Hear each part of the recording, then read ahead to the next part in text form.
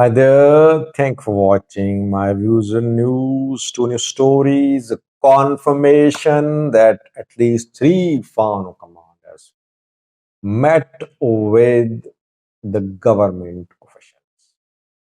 Confirmation has come from Fano. The commanders have not said anything, but now it has almost been confirmed. Who are these commanders? Where did they meet? Do they have the support of other commanders or not? Secondly, today, an Eritrean opposition group is due to meet in Addis Ababa. It was due to meet 3 days ago, but its meeting was postponed or rescheduled, you can say. Two other opposition groups are also expected to participate in this group's meeting in Addis Ababa. Let's start, viewers. Firstly, talks between Fano commanders and the Ethiopian government. By the way, most Fano commanders oppose talks with the government. They say that there is no point in talking to this government of Abiy Ahmed. Say talks will be held after the removal of Abiy Ahmed government. They say this government is killing Amharas, it is against Amharas, it is led by some Oromos. So this government is not worth talking to. Most Fano commanders are of this view. Zamina Kasi, Massafent, Hapte, Wolde, I think, back and now, Mere Voddejo, even Taframamo too, I think, if you remember, he said a few months ago that time had not come for talks with the government. Most major Fano commanders had been opposing negotiations with the government. One Fano commander said that talks should happen. He was Skandar Naga, if you remember. Once last year, US ambassador to Ethiopia called for dialogue between Fano and government. Skandar said that yes, talks should happen. But when other Fano commanders criticized Skandar's statement, Skandar then retreated, saying that the decision of talks can only be made after internal discussions in Fano. And if Fano commanders agree that talks should happen, then talks can start between the government and Fano. So Skandar back then changed his position. And recently, Skandar has been very silent. I did a video yesterday. I said that Skandar is silent. Where is he? Is he still part of Fano? Is he talking to government?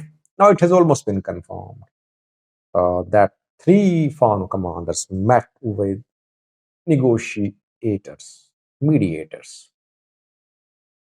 The meeting was held in South Wallo, Amhara region of Ethiopia. The three Fano commanders are Skandar Naga, who's based in Shoa. Secondly, Masrisha. Masrisha was a main Fano commander in Gujjam in 2023 when government launched disarmament operation against Fano. Masrisha fled Gujjam. Zamina Kasi also fled Gujjam. Zamina Kasi was arrested by government forces. Skandar then regrouped Fano. Zamina Kasi was released. He reclaimed his group. Skandar was pushed towards Shoa. Masrisha could not return to Gujjam. He tried to return, but his group could not come back under his control. Masrisha has struck an alliance with Skandar. Why? Because both are opposed to Zamina Kasi. And Masrisha has no real group now leading in Gujjam. Masrisha was also part of this meeting. Thirdly, interestingly, Colonel Fantahun Muhaba, who last year who struck an alliance with Mere Buddejo. He agreed to work as deputy commander of Wolofan while Odajo was chosen as commander. He is also talking to the government. Is Wolofano commander Mere Odajo on board? Or is Fantahun talking to government in personal capacity? It's not clear. What is the position of Taframam? We don't know. But Masrisha, Fantahun, and Skandar met. Met with which officials? They met with firstly African Union officials, secondly IGAD officials, Intergovernmental Authority on Development. IGAD and African Union were part of negotiations between TPLF and federal government, between OLA and federal government.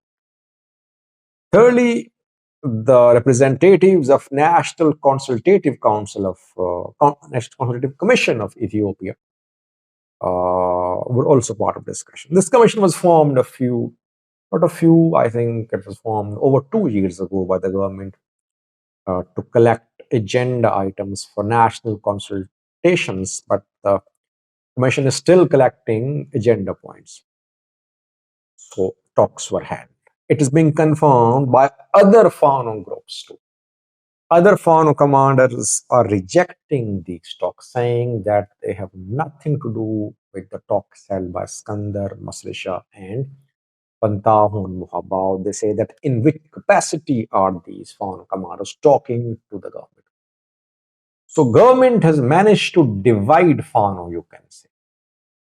But are these three commanders influential commanders? Skandar is not influential on the ground. Masrisha, not influential. Pantahun is influential, definitely. If he is part of negotiations, could Mere Wadajo be on board as well? Mere Wadajo worked in collaboration with military during the war, if you remember. In the third round of war in Tigray, only Wadajo's Fano participated in the war. Other Fano groups were not part of the war. But Wadajo was working in collaboration with generals of Ethiopian National Defense Force. I don't know about Wadajo's stance. But Skandar, Pantahun, and Masrashal meeting with the negotiators is being confirmed by several sources. Secondly, viewers, an Eritrean opposition group is going to meet in Addis Ababa today. This is not the first time that an Eritrean opposition group is meeting in Ethiopia. Ethiopia is providing its soil to Eritrean opposition groups, anti-Eritrean government groups to mobilize, to organize themselves on its soil, on its territory. Slogan of this conference is interesting. Slogan is from diaspora to Eritrea. What does it mean? It means that Eritrean groups which have been working in diaspora now must start moving towards Eritrea to bring about a change, to remove Issa's government, though the slogan could be from diaspora to Ethiopia because the conference is being organized in Ethiopia, not in Eritrea.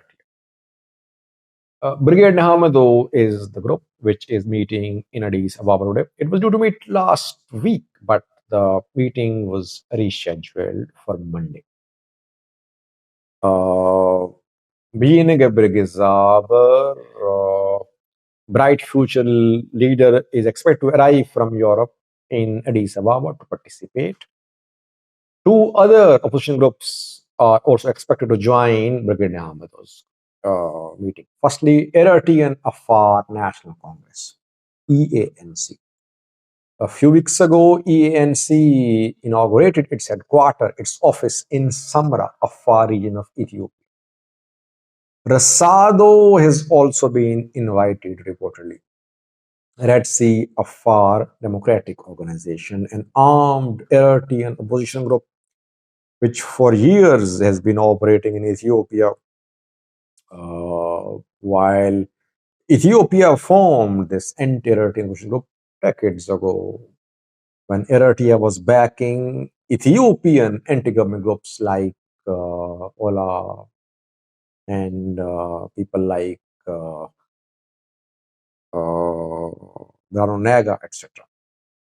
So while Ethiopia is providing resources, its territory to Eritrean opposition groups, what would be Eritrea doing? I think it would definitely be doing the same. It would be backing Ethiopian opposition groups. But Eritrean backing for Ethiopian opposition groups is not open. Eritrea is operating secretly. Ethiopia is operating publicly.